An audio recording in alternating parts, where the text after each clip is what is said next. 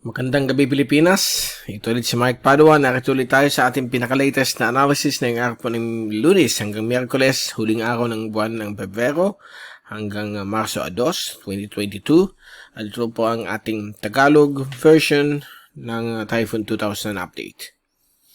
Now, umpisa natin ang update. Itong latest crop sat ng Lunes hanggang bukas sa Martes. Meron tayong mahinang amihan o northeasterly southwest wind flow na nakaka-affect po sa Calabarzon, Metro Manila, Bicol Region, Mimaropa, ang ibang parte po ng Visayas, Sulu Archipelago, Northern o Hilaga at Silangang Mindanao. Kasama din po ang Calayan Island Group.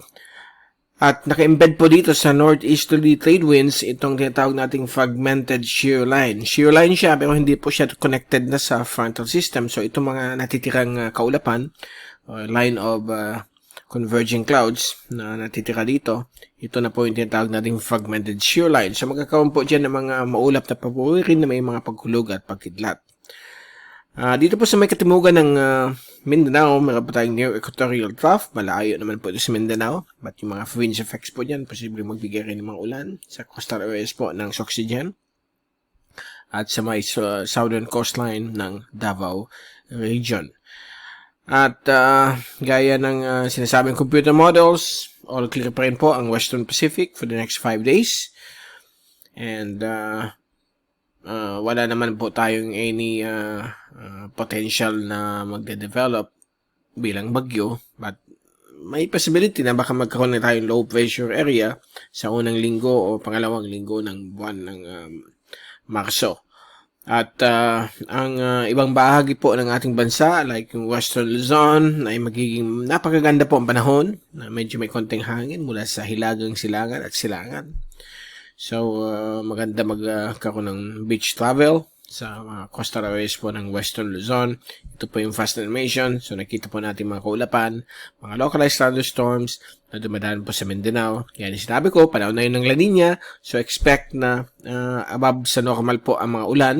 Kahit na tagtuyo, may mga ulan po na posibleng maganap sa lugar ninyo. Ito po yung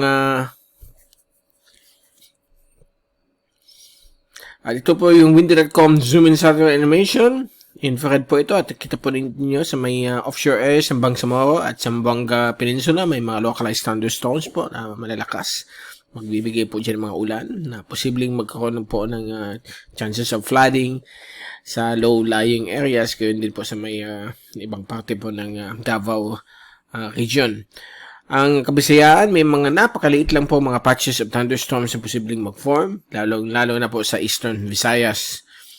At so far, sa north ng Visayas at Mindanao ay napakaganda po ang panahon.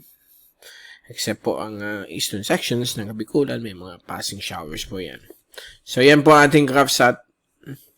So, yan po ang ating zoom in satellite animation. So, ito naman po ang ating forecast sa ulan. Okay, kudusin ng ECMWF. Mamayang hapon, inaasahan po ang hangin mula sa hilagang silangan at silangan. At same din po ang mga weather situation. Yun din po sa Miyerkules hanggang sa Huwebes ng hapon. Although may slight shift na po mula sa hangin na silangan. So expect po natin ang pag-shift ng hangin. Lalo na po na papasok na po tayo o po napasok na tayo sa buwan ng Marso. Pagdating po ng end of March ay unti-unti babalik na po ang amihan. Hopefully maaga na yon, or kung late baka June, July na naman yan darating. So yan po ang ating latest. At tingnan natin na yon ang total rainfall hanggang Huwebes. So mamayang hapon, March 1, inaasahan pa rin mga localized thunderstorms Mindanao sa eastern sections ng Bicol, Eastern Visayas. Sa Miyerkules ng hapon, ganoon din po sa may ibang parte po ng Kabisayaan, lalo na po ang eastern sections nito, yung Samar Island at Leyte, Bicol Region, at ibang parte po ng Mindanao. At sa Huwebes, inaasahan po may mga localized thunderstorms dulot po ng easterlies na magaganap po dito sa may iba't ibang bahagi po ng Kabisayaan at Mindanao. And ito po yung forecast dahil galing po sa 3 araw. So inaasahan po natin ang bulk of rainfall ay nasa Eastern Visayas na may Eastern Samar at Eastern Leyte. Kasama din po ang mga coastal areas po ng Caraga at Davao Oriental. May mga inasan po mga rain showers and thunderstorms. Dulot po yan ng easterlies. So yan po, dyan po tatapos ang ating pinaka-latest sa ating panahon hanggang Miyerkules.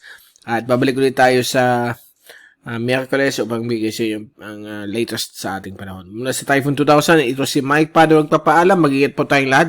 #Weatherwiser, be healthy and strong. At maraming salamat po sa pagpanood nyo sa aking channel.